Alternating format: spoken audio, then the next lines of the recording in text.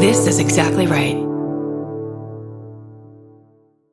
The best time to think about home security is before you need it. That's exactly why there's Simply Safe. Traditional home security only alerts you after a break-in has already happened, and that's too late. Simply Safe is changing that. Simply Safe's US-based live agents identify threats on your property and help deter them so intruders never get to your house. The system is customizable so you can build one that fits your home and your specific needs. The 24/7 professional monitoring is effective and affordable and won't lock you into a long-term contract. I think that's what's so scary for so many people is that long-term contract. And like, what if it turns out you don't like it or need it, but they don't have that because they know you'll like it and you'll know that you need it and feel so much safer when you have it. Like at this point in my life, I would never go without a security system on my house. I just feel safer with actually having Simply Safe around. There's a whole staff at Simply Safe that's waiting to talk to you and help you out. Right now, you can get 50% off your new system by visiting simplysafe.com/MFM. That's half off at simplysafe.com/MFM. There's no safe like Simply Safe. Goodbye. Capture your favorite summer feeling with Pandora Jewelry. Discover a collection inspired by the sunshine, freedom, and moments that make the season unforgettable. From sun-kissed metals to personalized pieces ready to be engraved with your summer mantra. Each design moves with you from beach days to golden nights and every memory in between. Shop Pandora Jewelry's new summer collection in-store or online at pandora.net and let your summer unfold. Goodbye. Summer is for adventures, road trips, and adding a whole lot of miles to your car. That's why it's worth stopping at Valvoline Instant Oil Change first. Their trained techs help you get road trip ready with an oil change and an 18-point maintenance check included with every oil change,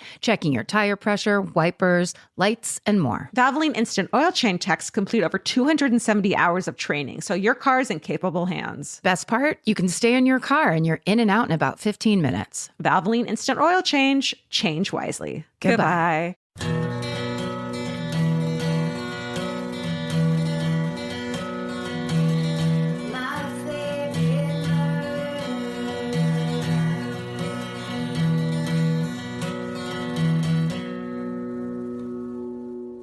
Hello. And welcome to my favorite murder.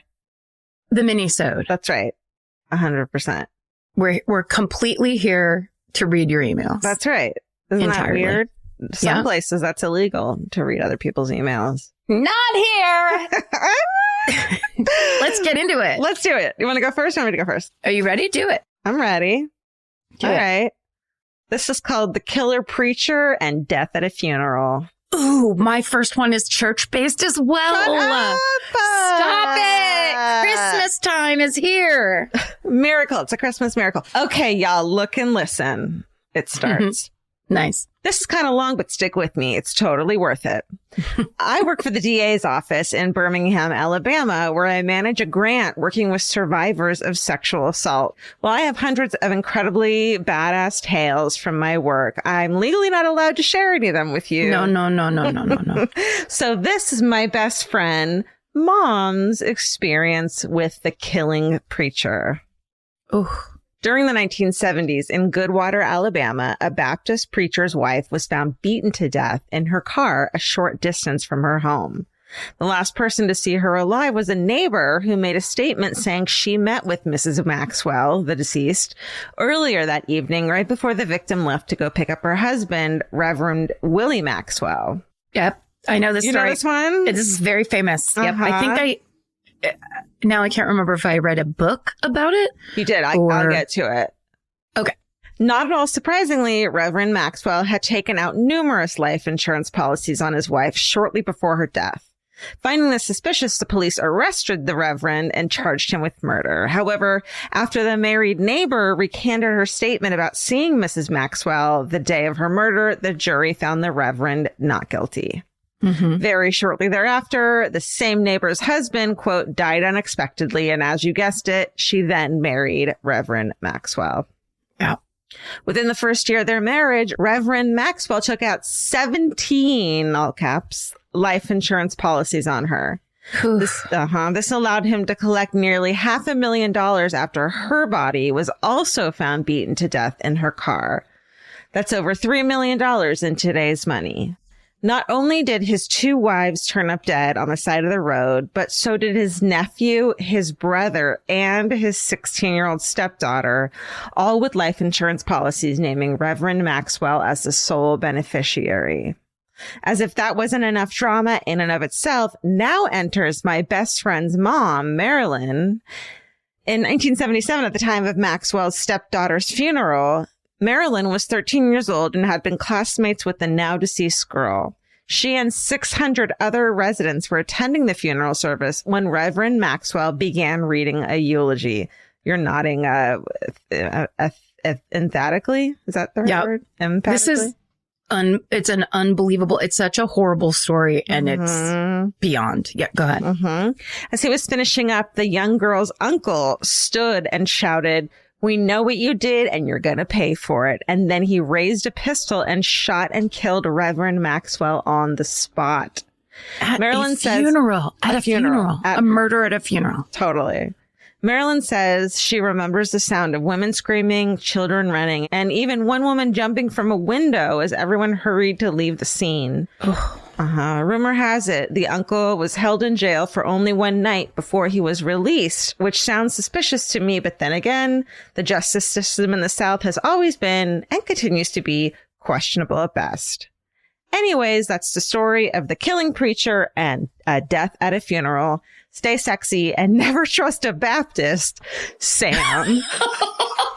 Hey now. And then I read, so I was like, holy shit, this story's crazy. And then it turns out Harper Lee, the author of To Kill a Mockingbird, was totally interested and fascinated by stories, so did a ton of research on it, which is now completely lost. Yep. And the uncle was who killed the Reverend was found not guilty by reason of insanity by the jury. He wasn't just held one night. He went to trial, and he actually had PTSD from Vietnam. So that's probably why he was found not guilty by reason of insanity. Bananas. Yes. And that is all in that book. It makes me want to get up and run to the front room, but I've already recommended it on the big long podcast. Furious Hours. Furious Hours by Casey Sepp, CEP. Thank you, Stephen, very much. Furious Hours by Casey Sepp will tell you this story in such unbelievably beautiful detail, along with all that information about Harper Lee and the life she led, which was fascinating. Oh, yeah. Yeah. It's such a good book. From what I read, she was like a smoking, drinking, fucking cursing badass too. So, and she like did what she wanted and lived in New York, but her heart was in the South. And she was like, everybody wanted her at their dinner party, and she hated everyone. And I love this book so much. It's that thing where she was a legend. Like, while she was still alive, it was like, everyone knew who she was, and everybody wanted a piece of her in some way, and it made her kind of become a little bit of a hermit. It was just fascinating, and she's so talented. And there are those who say allegedly, but that she had everything to do with why In Cold Blood by Truman Capote was such an unbelievably amazing book. That she whatever. I don't want to offend Truman Capote. God, imagine him being mad at you and haunting you. No, just in that voice and being so mad at you. So here's my answer to that. My church email for you. Great.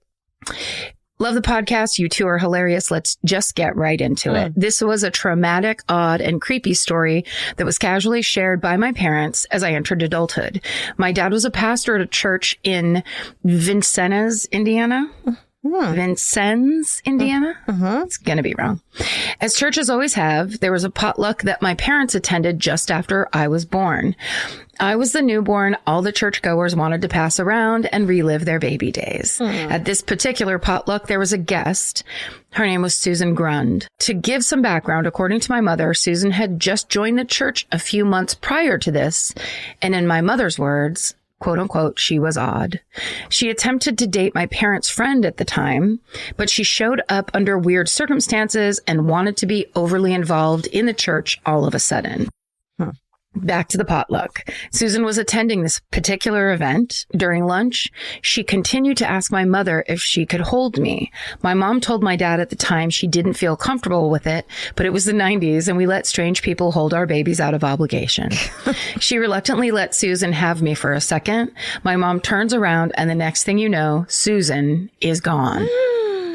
My mom panics, grabs my dad, and they proceed to scour the church looking for me.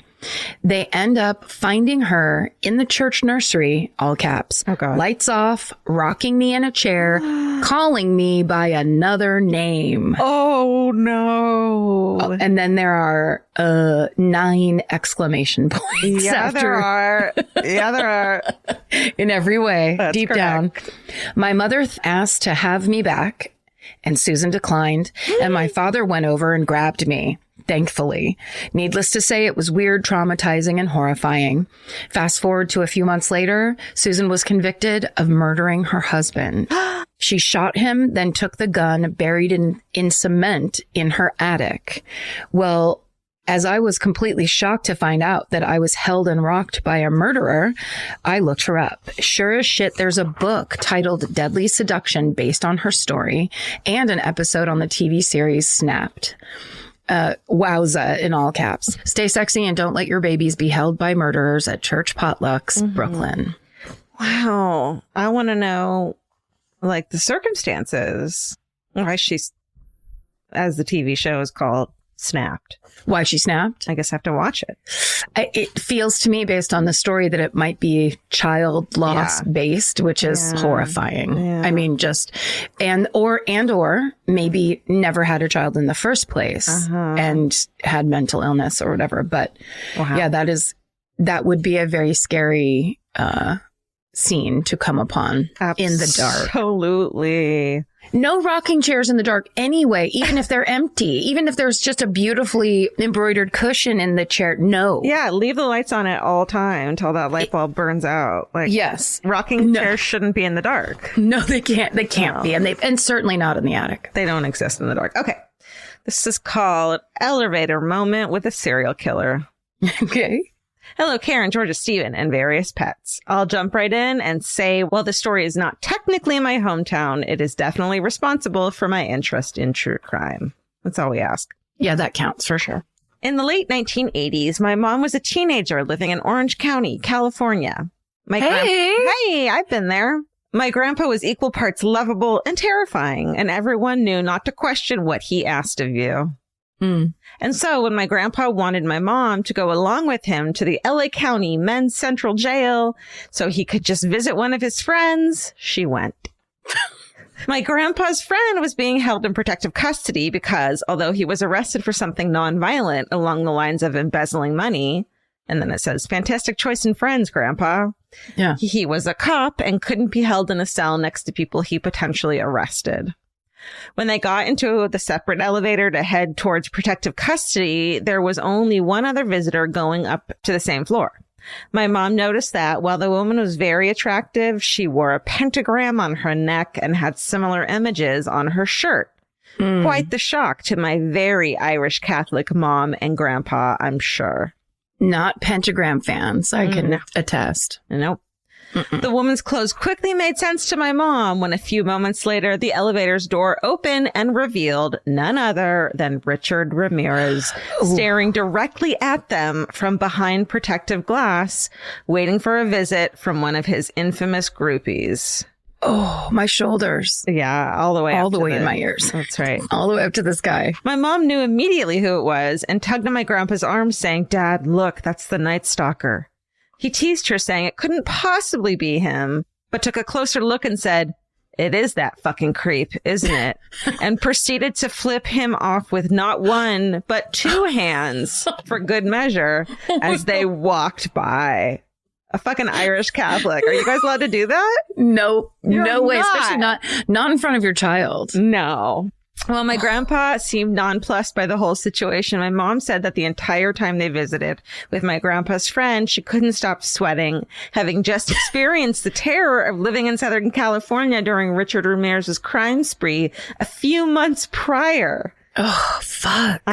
Needless to say, no matter how scary my grandpa could be, my mom put her foot down and did not accompany him on any more county jail visits. No. Which in hindsight was a good move because my grandpa would end up locking eyes with Richard Ramirez at least once during every trip he made to the jail afterwards. Oh, shit. Stay sexy and don't take your teenage daughter to visit your criminal friend who happens to be cell neighbors with one of America's most notorious killers, Carly. Oh, my God. Yeah. Now I would just like to point to the first thing my brain served up. Which is the lady from the Night Stalker documentary with the heart-shaped glasses who was in the thrift store at the same time as Richard Ramirez. Yep. And at the end, when they start talking about those groupies, she goes, I think they're all dumb bitches. She sure did. She was a gem. Okay. Ready for this shit? Yep. This subject line of this email is an old family murder. And then it says bonus, noun, last name. Hi, Karen, Georgia, et al. Thank you. I've been wanting to send this email for a while, and I finally got quasi-approval from my aunt. According to her, anyone who would care is either dead or wouldn't be listening to a podcast. Cool. Old people. Yeah. Also, just keep in mind, anyone who makes podcasts, and as George and I have very thoroughly learned, they're forever. You put something on the internet, you say this now, but it's just going to sit there until someone listens. Well, the grid might go down. The grid, hopefully, fingers crossed, will go down soon. Yeah. So here goes. Okay. My great-great-grandfather was murdered on his farm in 1926 in South Florida. His name was Joel Horn. There's that noun last name. Easy. Horn with an E. And he and his wife, Ardina, my dad called her Grandma Honk Honk when he was a child, settled in South Florida in the late 1800s. She was quoted as saying that they lived in 3 different counties without moving because the lines kept getting redrawn. No one in my family really talked about his death, but my aunt remembers hearing that he was murdered because he came across some men trying to steal his machinery in the barn. She said that they found him before he died, but he died either on the way to the hospital or shortly after arriving. I found one sentence about his murder in a book about the history of the area, and they claimed that he was killed in his groves over a dispute over grapefruit with railway workers. They got the year wrong, so I'm hoping that they got that wrong too. No one should ever die over grapefruit. Either way, Ardina was left with the land and the responsibility of keeping everything running. She got together all of the money to pay the taxes on the property and gave it to her son-in-law to make the payment. On the way, he took it to the dog tracks and lost it. So the family lost the farm, and I lost my right to become the citrus baroness I was born to be. A country club now sits on that property. The insult to injury. Oh, you could have been so rich. So rich. You could have been sipping lemonade by the pool at that Grapefruit exact juice. country club. Ew. Rough. Stay sexy and make your aunt spill the secrets, Sarah. Yeah, Sarah. R.I.P. to your fortune. And is it great-grandfather or great-grandfather? Yeah. Oh, sorry, double great-grandfather. Oh, wow. Yeah, so that's pretty All far right. Well, away. someone but still, else would have lost it at that point anyway. You know, the same family, the same kind of story as on my mom's side of the family. There was in my mom's great-great-grandfather was a cop in San Francisco who was on the take and crooked and basically got super rich because of that. Yeah. And then when he died young, his wife took all the money and donated it to the SPCA. Oh, because she was like, this is not my money. She was just like, this is dirty and this is like bad. It's bad. And my mom was like, we could have been so rich. What the fuck? We had it then anyways. You might as well just... Okay. Buying clothes is easy. That's why everyone's always doing it. But finding clothes you actually want to wear is the hard part. Get all your favorite elevated essentials at Quince. Quince specializes in effortless, high-quality essentials like ultra-soft organic cotton and premium Mongolian cashmere sweaters. They're beautifully tailored and built to last. And it's not just apparel. Quince also brings that same everyday elevation to everything they offer, from hotel-quality bedding and bath to kitchen staples, essentials, and thoughtfully designed furniture. They work directly with ethical factories, so you're paying for quality, not brand markup. It's so true that they have wonderful items that aren't just clothes. I have like 3 of their 100% mulberry silk pillowcases. I've bought throws from there. I've bought bedding from there. And it is just as great quality as their clothes and super affordable. Upgrade your everyday. Download the Quince app for app-exclusive offers or go to quince.com/MFM. Get free shipping on your order and 365-day returns. Now available in Canada and the UK too. QUINCE.com/MFM. Goodbye. The right piece of furniture can completely change your room. And your life. It's amazing what one good couch can do for morale. And that's why there's Article. Article makes it effortless to create a stylish, long-lasting home at an unbeatable price. They take great care in curating their collection, focusing on pieces that stand the test of time. There's no filler. Every item is chosen for its craftsmanship, design, and lasting value. And with Article's 30-day satisfaction guarantee, you can shop with confidence, knowing that if you're not completely in love with your new furniture, you can easily return it. I recently needed to replace my old outdoor dining room table and chairs, so of course I went straight to Article. They have the Sarik outdoor dining set. I got it in khaki green. It's such a cute, like minty green. It looks so good in my backyard. I can't wait to have alfresco dinners all summer.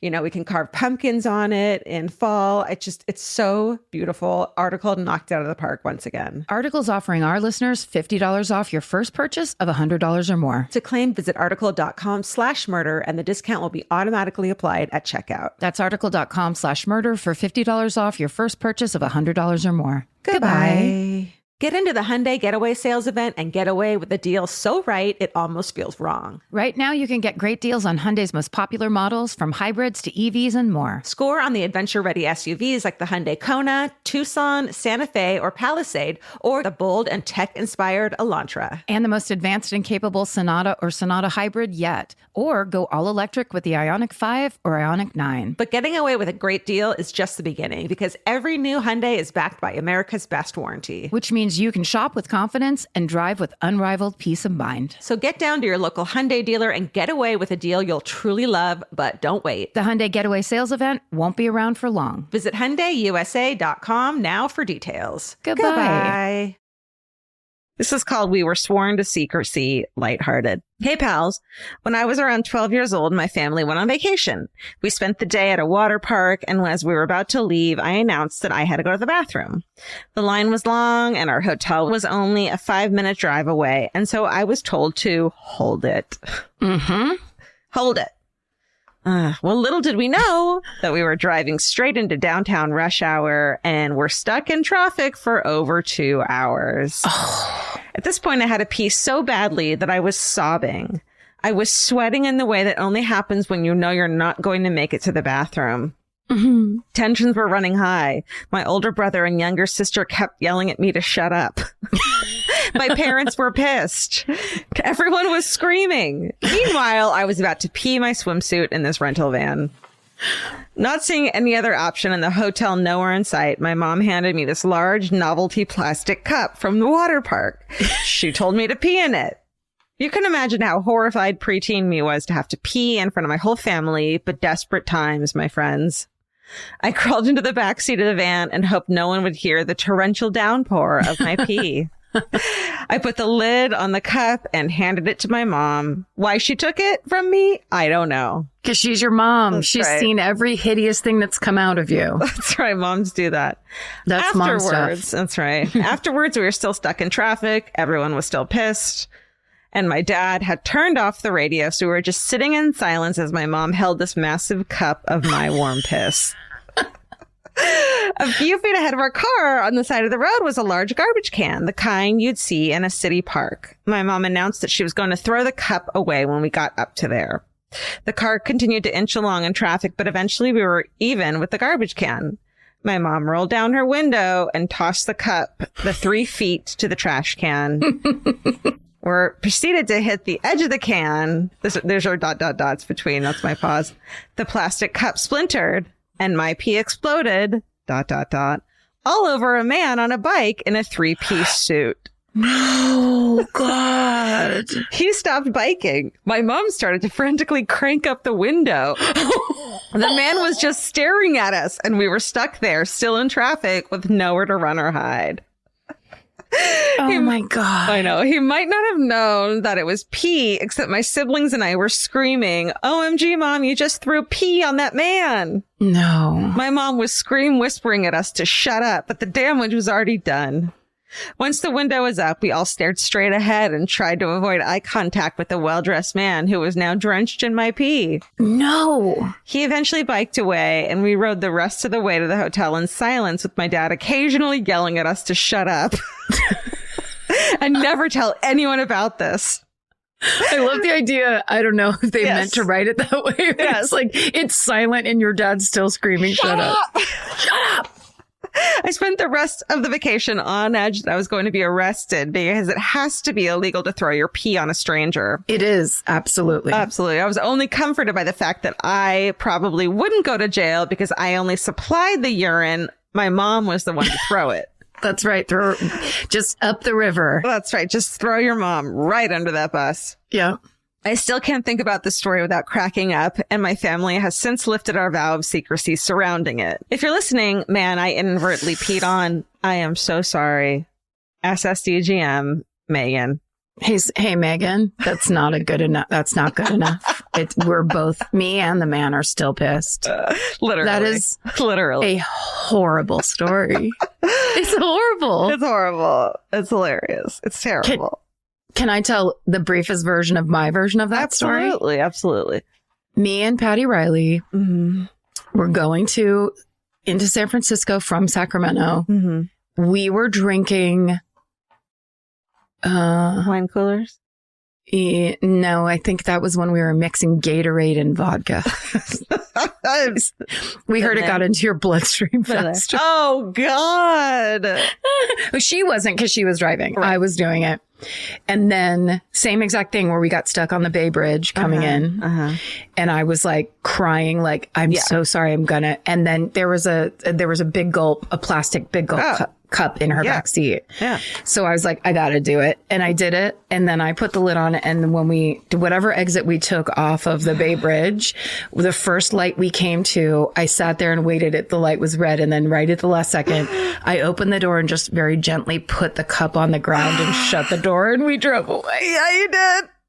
Yeah, you did. Someone ran over your pee. So, Megan, I'm not judging you or your mother A little. or that horrible thing because I'm guilty as charged. These things happen. Thank But God, God, I've never had to it's- do that. The idea that poor fucking man, he's just like the one time I try to ride my bike to work. 3-piece suit. Oh, That's what you get.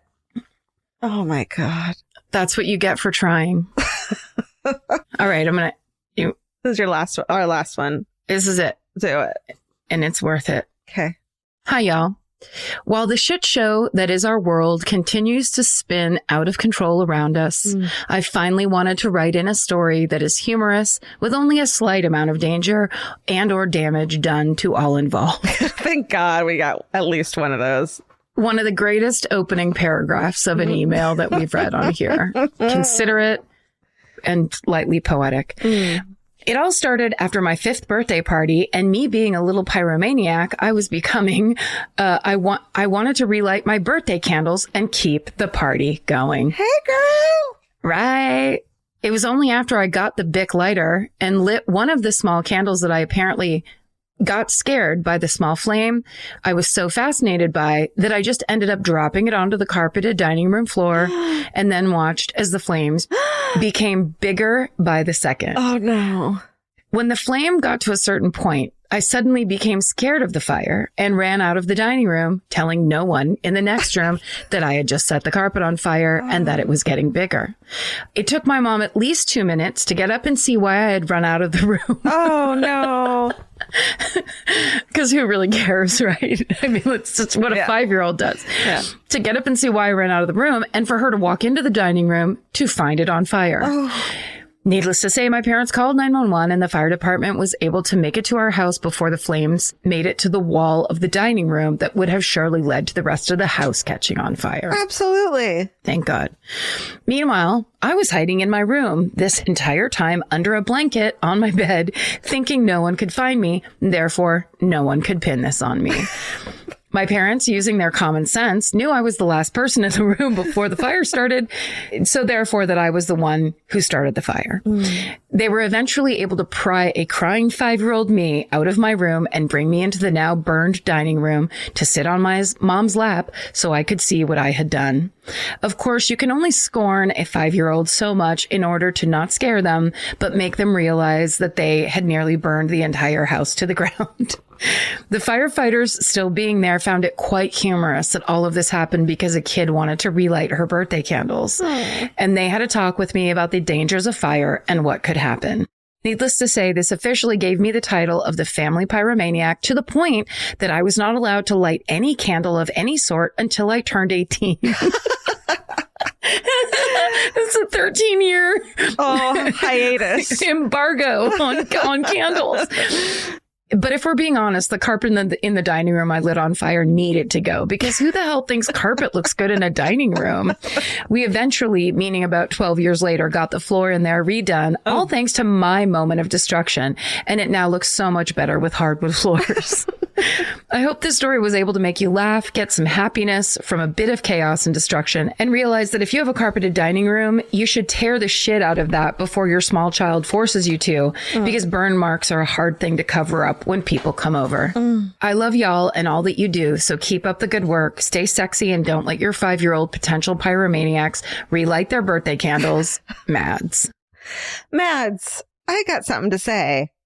Why was there a Bic lighter just willy-nilly around the frickin' house? And this must have been a time before there was childproofing on lighters. Yes. I think you should have sat your mom on your lap in the dining room and said, Mom, why is there a lighter? What if she got me? She got the Bic lighter for her 5th birthday.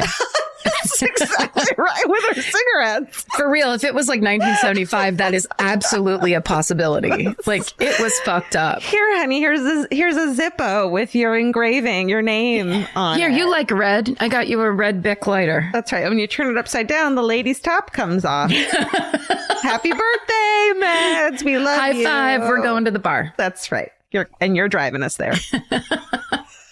Another great batch. Another great one. Send us your stories. And also, if you want one extra story from each of us in our mini-sode, go to myfavoritemurder.com and join the fan cult. Yes, please. Otherwise, just fucking email us your stories.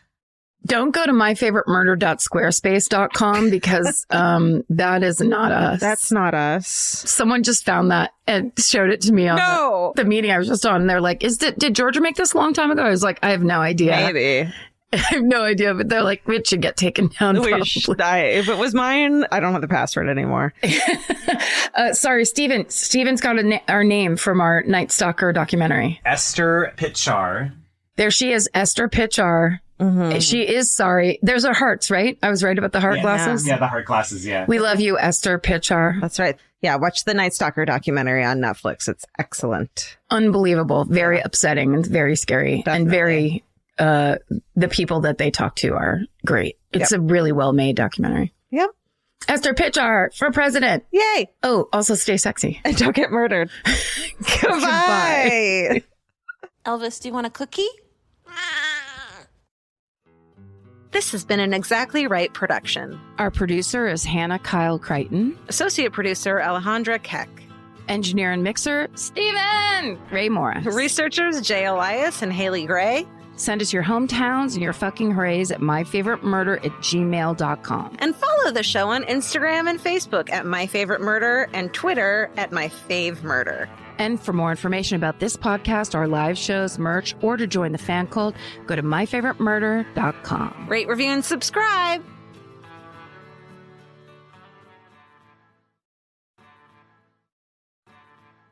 The best time to think about home security is before you need it. That's exactly why there's Simply Safe. Traditional home security only alerts you after a break-in has already happened, and that's too late. Simply Safe is changing that. Simply Safe's US-based live agents identify threats on your property and help deter them so intruders never get to your house. The system is customizable so you can build one that fits your home and your specific needs. The 24/7 professional monitoring is effective and affordable and won't lock you into a long-term contract. I think that's what's so scary for so many people is that long-term contract. And like, what if it turns out you don't like it or need it, but they don't have that because they know you'll like it and you'll know that you need it and feel so much safer when you have it. Like at this point in my life, I would never go without a security system on my house. I just feel safer with actually having Simply Safe around. There's a whole staff at Simply Safe that's waiting to talk to you and help you out. Right now, you can get 50% off your new system by visiting simplysafe.com/MFM. That's half off at simplysafe.com/MFM. There's no safe like Simply Safe. Goodbye. Vacation planning should feel like a breeze, not a deep dive into countless travel sites searching for the best deal. With Cheap Caribbean's Budget Beach Finder, you can search every destination and every date all in one search. You'll save time and money with the Budget Beach Finder. Say goodbye to endless scrolling and tab hopping and hello to Budget Beach Bliss at your fingertips. Go to cheapcaribbean.com to try out the Budget Beach Finder and see just how stress-free vacation planning should be.